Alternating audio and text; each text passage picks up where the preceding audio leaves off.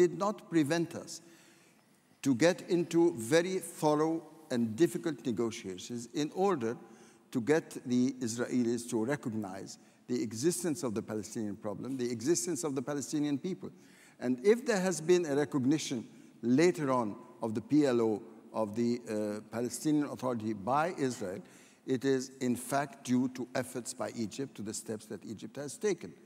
What we see now is a situation where we have tried everything we could, and I think what remains to be seen is how the world reacts to the attitudes of the Israelis and support also the Palestinian people, which is a moral obligation as much as a political obligation. Ahmed, Maher, thank you very much indeed. If as you say, you did all you could, why did Egypt pass a series over the years of restrictive laws against the Palestinians about their right to return to the country, travel documents which insisted that they get visas outside the country before they were allowed back in, restrictions on the students, the kind of education they could have and the jobs they could have?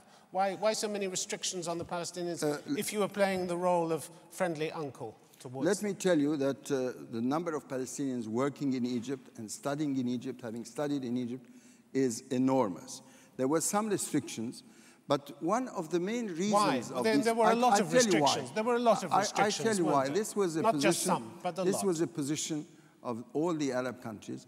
They did not want the Palestinians to leave Palestine because this would, in fact, evacuate the whole problem.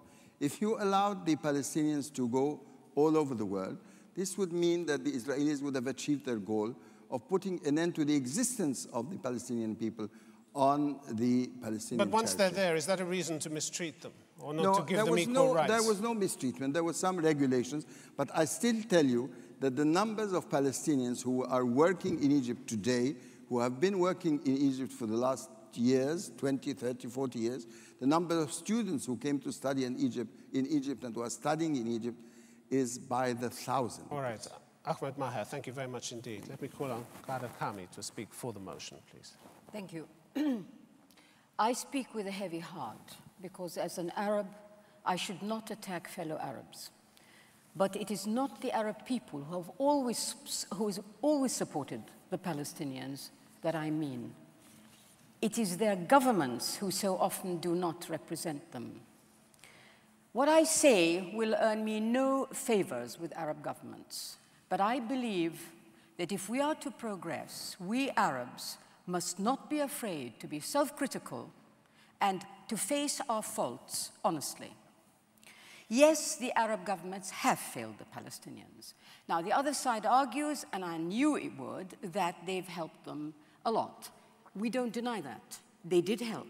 They've given them funding, they've given them help, the sort of thing you've heard about. Jordan gave them citizenship, and so on. But look closer. The Arab states never succeeded in defeating Israel.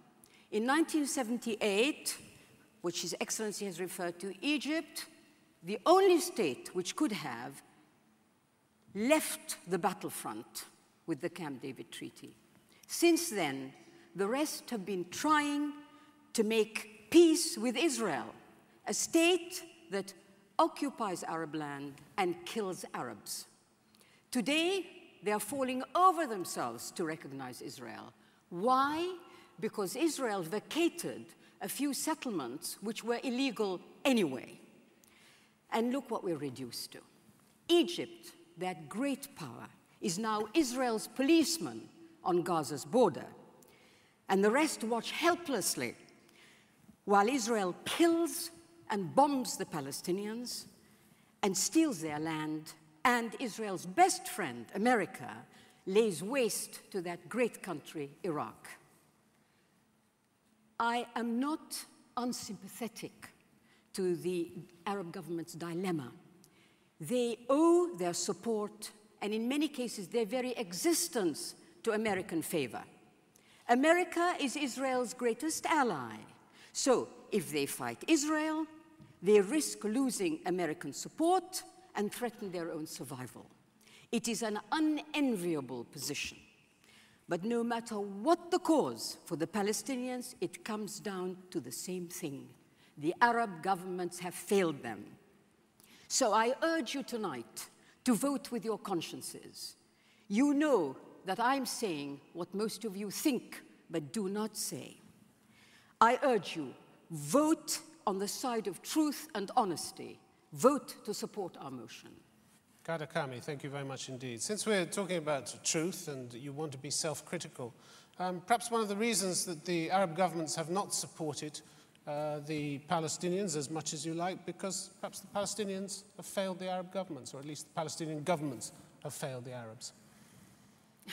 Look, we're not talking about the Palestinian failure. Of course there are Palestinian mistakes, right from the 1950s. Mistakes, spectacular corruption, nepotism. Who's defending corruption? All I'm saying, don't call it spectacular. Please look at the state of the Arab world. Hundreds of millions of dollars is not spectacular. You wanted to be self-critical and open. Okay. We are not discussing whether the Palestinians themselves could have done better. They could, but that's not our motion. The motion tonight is, did the Arab governments fail them? And well, you're saying they failed, and I'm saying that perhaps the Palestinians failed the Arab governments. Do you mean perhaps they didn't want to support a regime that was as corrupt and nepotistic as the one they had to deal with over many years? But the That's what some of them say. But they didn't have a regime for decades, and they did not receive the support Yasser they needed. Arafat wasn't their leader, in control of their funds? Arafat indeed was their leader. Exactly. But he was their leader, but what? Look. In control of the purse strings or not?